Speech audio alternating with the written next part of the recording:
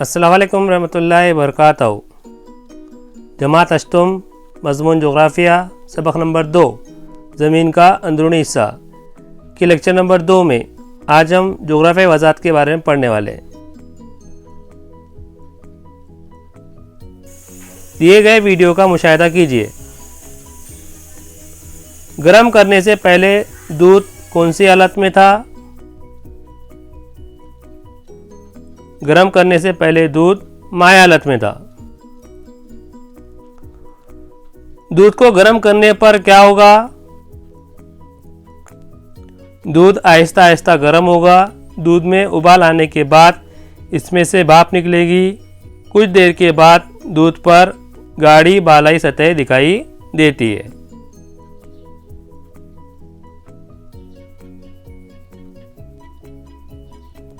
क्या बालाई अंदर के दूध के मुकाबले में कम गर्म होती है? हाँ, बर्तन में बालाई की सतह पहले ठंडी होती है, लेकिन इसके नीचे का दूध माए की शक्ल में ही गर्म रहता है। साइंसदान इस बात से मुत्तफिक है कि ज़मीन का वजूद भी निज़ाम शमसी के साथ हुआ। इब्तिदा में ज़मीन तपते हुए गैस की गोली की तरह थी।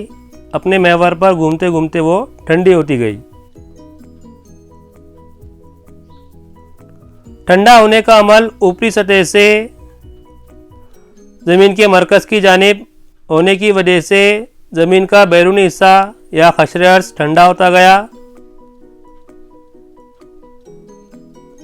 अंदरूनी हिस्से में दर्जा हरारत सतह ज़मीन से अंदर की जानिब, ज़मीन के अंदरूनी हिस्से की जानिब मुतवातिर बढ़ता जाता है। नेज़ एक मखसूस गहराई में ज़मीन का अंदरूनी हिस्सा नीम सयाल हालत में है।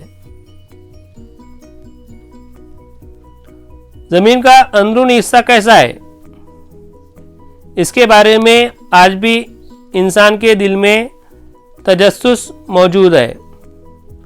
अब तक ज़मीन के अंदरूनी हिस्से को अमलन देखना मुमकिन नहीं हो पाया है।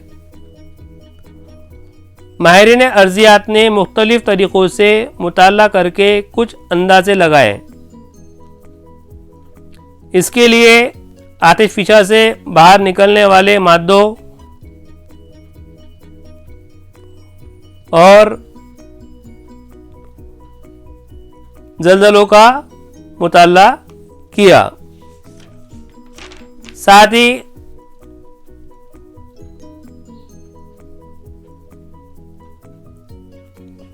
आतिश चट्टान के बारे में भी मुताला किया। आतिश चट्टान कैसे बनती है? आतिशफिशा फटने और ज़मीन के अंदर पिघली चट्टानों का सयाल यानी लावा सतह ज़मीन के बाहर आने के बाद जब वो ठंडा होकर ठोस शक्ल इख्तियार कर लेता है, इस अमल से तैयार होने वाली चट्टान को आतिश चट्टान कहते हैं।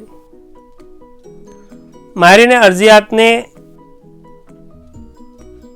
ज़मीन की अंदरूनी साख्त कैसी है उसको समझने के लिए दर्जा हरारत, कसाफत, क़ुव्वत सकल, क़ुव्वत और दबाव का मुताला किया, जिसके ज़रिए उन्हें समझ में आया कि ज़मीन की अंदरूनी साख्त कैसी है। मसलन कान में गहराई में जाने पर दर्जा हरारत में इजाफा पाया गया।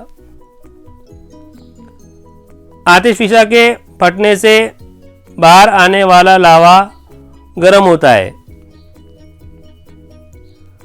ज़मीन के मुख्तलिफ हिस्सों में बेशुमार ज़लज़ले आते हैं, जिसकी वजह से ज़लज़ले की लहरें पैदा होती है।